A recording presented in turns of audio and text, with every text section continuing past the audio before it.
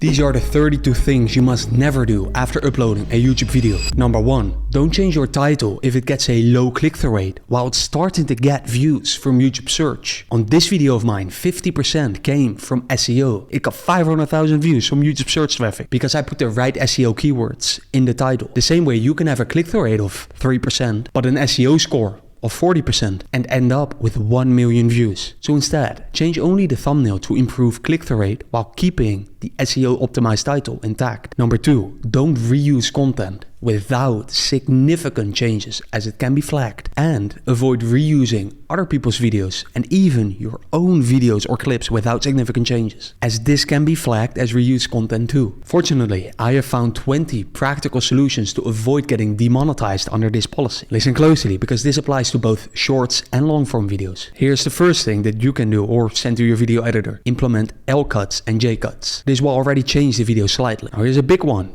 Flip the content, just like you look in a mirror. This will make it even harder for YouTube to recognize the same video. And then apply a vignette effect. Editor, can we put it on me here somewhere? Let's see. It's already dark here, so. By the way, do you like my new apartment? Let me know. Curious. Now here's another big one. You can increase the video speed or decrease, of course, slightly, but I recommend increasing it a little bit, even if it's just 1% extra speed. This will help the video be different. Another big one is to crop the video, slightly zoom in. You can also add color grading or maybe even change it to black and white on the new video. And here's a very unique one. Listen closely. It's applying Photoshop generative fill, their AI thing, where you basically still keep yourself, this area is the same.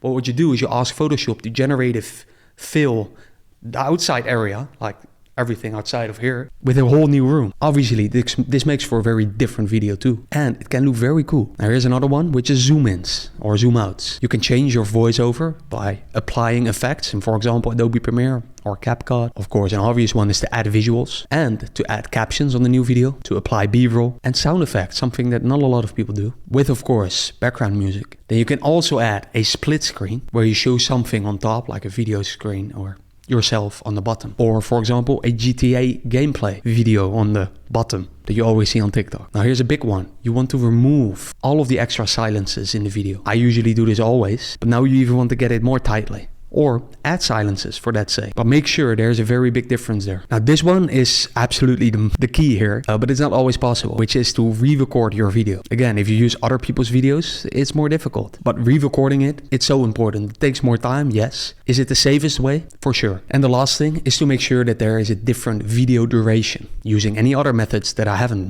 mentioned in this video. Now with all of these changes, can you imagine still getting demonetized by this reused content policy? I don't think so. So there's a full one-page overview at the end of the video that you can send to your editor or save for yourself. But first, number 3, don't use a new YouTube account since YouTube lowers impressions for newer accounts. So check when your channel was created over here. The older it is, the better, of course. And the reason for this is simple. YouTube is fighting against all of these spam and bot accounts that you often see in the comments, right? But even nowadays against the AI faceless accounts. So they've programmed the algorithm to trust older channels more. This is speculation of mine, but hey, it's based on a lot of truth I found. So more about this trust score later. So if you think you may have been shadowbanned, I've got something for you at the end of the video. Trust me, it's good. Number 4, be really careful with checking this altered content box in your upload settings. Why? Well, YouTube is terminating channels left and right. A lot of these channels that you see on screen right now that lose monetization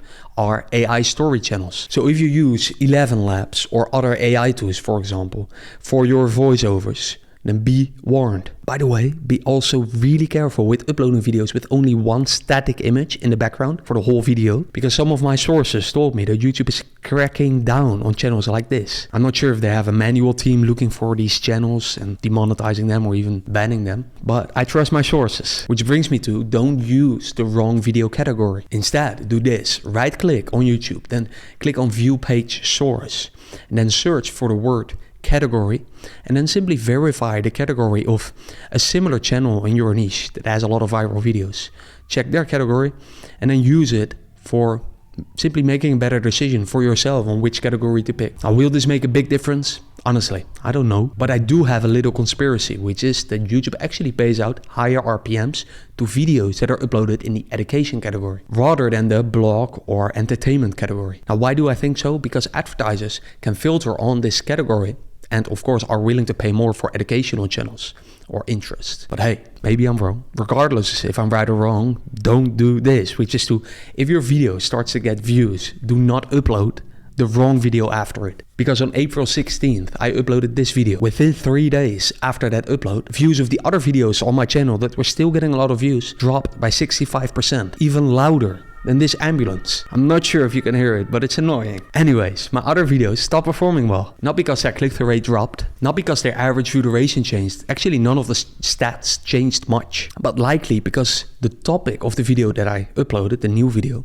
was very different to the videos that were actually still blowing up. So when you get your outlier video, make sure to upload a very similar video after it, or just wait with it for a long time. But just don't make the same mistake as me. That would be stupid, right? Don't upload a very different, don't take the risk, basically, because it could perform well. Of course, I'm not saying this always applies, but you get the point, right? Which brings me to, don't post shorts on your main long-form channel. This applies for most people. And my explanation for this is simple. If someone watches your short, they can now be placed in 4 categories. A, they will watch your future shorts, but not your long-form videos. B, they won't watch your next shorts, and they won't watch your next long-form videos. C, they will watch your future shorts and your long-form videos. They basically watch everything. And D, they won't watch your next shorts, but they do watch your long-form videos. And my point is this: why run the risk on lower click-through rates and lower average view durations on your long-form videos if you can simply make a dedicated, primed short channel, like Imangazzi has done, who has also, by the way, never posted a short on his main long-form channel. Which brings me to this one, which may be controversial. Don't use YouTube's free A/B test tool. And no, this is not to sell you some pay tool. It's because they only show watch time share percentage. So you could be choosing a thumbnail with a click-through rate of 4%, but with a 51% watch time share percentage, and thus delete the thumbnail with a 10% click-through rate because it only had a 49% watch time share percentage. So either use a pay tool like me, or just simply track the click-through rates manually in YouTube Studio or Google Sheets when you change thumbnails. And of course, download my free thumbnail pack below this video to create thumbnails like this,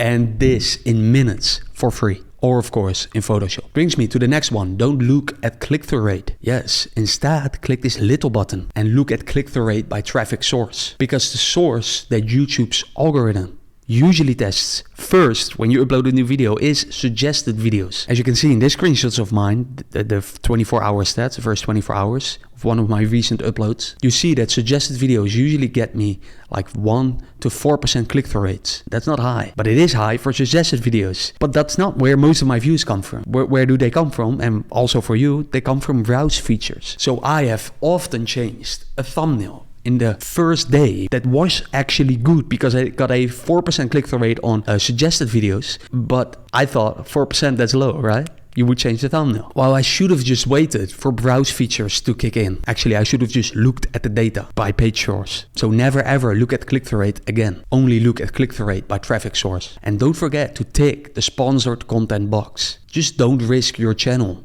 and legal issues over forgetting this, to simply check one simple box. And don't ignore your title pixel length after uploading. I use this free tool to check pixel length because YouTube doesn't cut your title based on word count, which was what I thought. It cuts it based on how wide the characters are, aka pixels. Now they do this at roughly 600 pixels, but hey, that's difficult, so that's why I use that free tool. By the way, the free tool is in my free Google Sheet with over 70 other free tools. Which brings me to, don't mix different topics on one channel. This is complicated, so let me explain. The less niched videos that you upload, the less specific your subscribers will be, and thus a lower likelihood that they will watch your next videos. This makes sense, right? And this gives primed channels an advantage. Now, to be fair, there is no such thing as a primed channel and a non-primed channel. It's not binary. It's always to what extent, right? For example, this channel could be more primed if from now on it would focus on videos for introverts about small talk and not about jobs or college. And don't add subtitles while your video is performing well. Yes, adding subtitles from countries with high RPMs can increase your ad revenue. But you risk getting less views because lower click-through rates and of course lower watch times. I mean, would you watch a video or even click on it that is in a strange language but has your subtitles? Now the same applies for dubbing your video into another language. Don't think, oh, this is a nice new feature, I should use it. Just don't take the risk. Or at least try it for yourself, that's what I always recommend. But hey, only do this before your video goes live. Or if it stopped getting views, so you can blow up again. But don't do it when your video is still in its first 48 hours or it's still getting pushed by the algorithm. I wouldn't take the risk there. And don't forget to turn on end screens, like I did with my little stupid hat on this video with 1 million views. Now, if you do this right, you can expect more than 9% of the people who see your end screen to click on it. I actually found 3 big things behind all of my best end screens. So comment the word guide below this video and you can read those insights later. Which brings me to, don't ignore the YouTube's trim and cut feature. Instead, use it like my friend Marcus Jones did, where he went from 11,000 views to 4.5 million views because he trimmed out the big drop-off moments around 60 days after he uploaded that video, which tells me that removing the entire intro sometimes and other boring parts may be the best decision that you can make right now to blow up your channel without uploading any new videos. You can find the setting over here. Also, trim out or bleep cursing words in the first 30 seconds. Why? Well, YouTube doesn't want to lose their advertisers. So if you curse right after the ad, right, in the intro, right after the ad, if you then curse, and advertisers may see this or may notice this, of course, they pull out from advertising, at least some of them, because they don't want to be associated with you, with your curse words. This is why I believe YouTube actually scans, or YouTube algorithm, they scan the intro more heavily with OCR tools and maybe other technology too. Therefore, also don't ignore the YouTube's blur feature to blur out potential violations. And don't accidentally show email addresses, or any login screen videos sharing where you log into a something, right, an account. Don't include that. Avoid it. It's all strictly against their policy. So even showing an email address accidentally can get you a strike. In fact, it happened to this guy. And don't show any URLs accidentally in your videos. For example, a link like this, because YouTube may crawl, they may search and analyze all of the links that you show in your video. I mean, how else can they know that this guy actually showed an email address at timestamp 2:14? Because as I mentioned earlier, they like to use something called OCR and other technologies where they scan every frame of your video. So be careful with every frame of your video and never include your email address in your video description. For example, for sponsors, don't do that. Here's why. As you can see here, if you add it to, for example, also your channel description, then you're doing it wrong. You should instead, if you really want to show your email address for sponsors, you should use this, where you don't use the @ sign, but you basically use it in text form. For example, info@blah@gmail.com or blah@gmail.com. This will make it much harder for hackers to find your email. And it also reduces spam emails, which is a great benefit too. And on top of that, it will make sure that hackers will never have the email to your Google account, which is really important for various reasons. But the most important being is that if they have that, it's more easy for them to hack your whole Google account with your YouTube channels in it. But if they don't know your actual Google account that is connected to your YouTube channel, then it's much harder for them to hack your account. But another thing you don't want to do is to use the exact same thumbnail again in a new video, because YouTube actually may shadow ban you if your video is like reused, if it uses an old thumbnail without any changes in it. Why? Well, because YouTube cares about a good user experience. Do I have proof about shadow banning and stuff? Well, I have my assumptions, and this is one of them. Just don't reuse the same thumbnail. Even a small edit can be enough. And don't send your videos to low average view duration people like Instagram audiences. For example, if you see in your YouTube studio that Instagram, right, if your Instagram followers, that they only watch your videos for 15 seconds, then don't send them your new videos, which are still being pushed by the algorithm, right? Instead, send them to an old video that already died out. Or if you use ManyChat automations, then send them to an unlisted video. But another thing you don't want to do is to wait with creating backup channels. Create several today. This way you actually have an aged account when you need one. And also don't delete videos unless you have a very, Very good reason. I mean, here comes a post from Todd, and he's literally the one who leads the YouTube homepage algorithm since 2014. And he said, don't delete your videos unless you have a very, very good reason. Because when you delete a video, you delete your channel's connection to the audience that watched that video. If you want to maximize your growth, keep your videos public or unlist them if you must. But the same way, listen closely, you can actually delete a video if you want to rebrand your channel. So that's just a side note. But another thing, which is more important, is to don't click public or schedule immediately after you upload your video. Here are two things you should know about this method. First is that you can't write your comments under a scheduled video. Second, you can write your pinned comment under an unlisted video. So by changing it to unlisted, pinning your comment and changing it back to schedule, we will make sure that your pinned comment is already there when the video goes live, and that you don't forget to have a pinned comment. And trust me when I say that you do not want to avoid or forget having a pinned comment, because it drives so much traffic. And another thing to not ignore is your comment to view ratio. What do I mean? Well, don't forget to like the comments you get, because every time that you like or reply to a comment, both of them gives the person that commented a notification, and notifications lead to returning viewers. And in my experience, returning viewers is a huge deal in the current algorithm. Why is that? Because returning viewers have higher click-through rates and higher average view durations, at least for me. And to prove this, gather in the comments below and maybe help each other grow this year. But also, don't use regular YouTube links when you share your video. Instead, use a deep link. Otherwise, viewers are welcomed by this up, accept cookies pop up, and viewers are not able to like, comment or subscribe because they're not logged in. And there goes, which decreases your trust score. And the viewers don't see any ads, which means less AdSense monies. So for example, if you add a link to your Instagram story, then use this, not this. You can create them using a free tool, but this other tool also lets you track your clicks 100% for free, which is awesome. Again, all my free YouTube tools are in this Google Sheet, link in the description. Obviously, also do not buy views or subscribers. It is not allowed under the fake engagement policy. Instead, use your money to pay for YouTube ads, like promotions. You can use YouTube ads, also Google ads, Meta ads, Twitter ads, or even Tinder ads. I've run ads to some of my channels. So far, I've spent around like $300 on ads, and I may make a video about this soon. But if you send paid traffic to your YouTube videos, who actually watch them, you won't just increase your trust score, you can also get monetized insanely fast for as little as $30.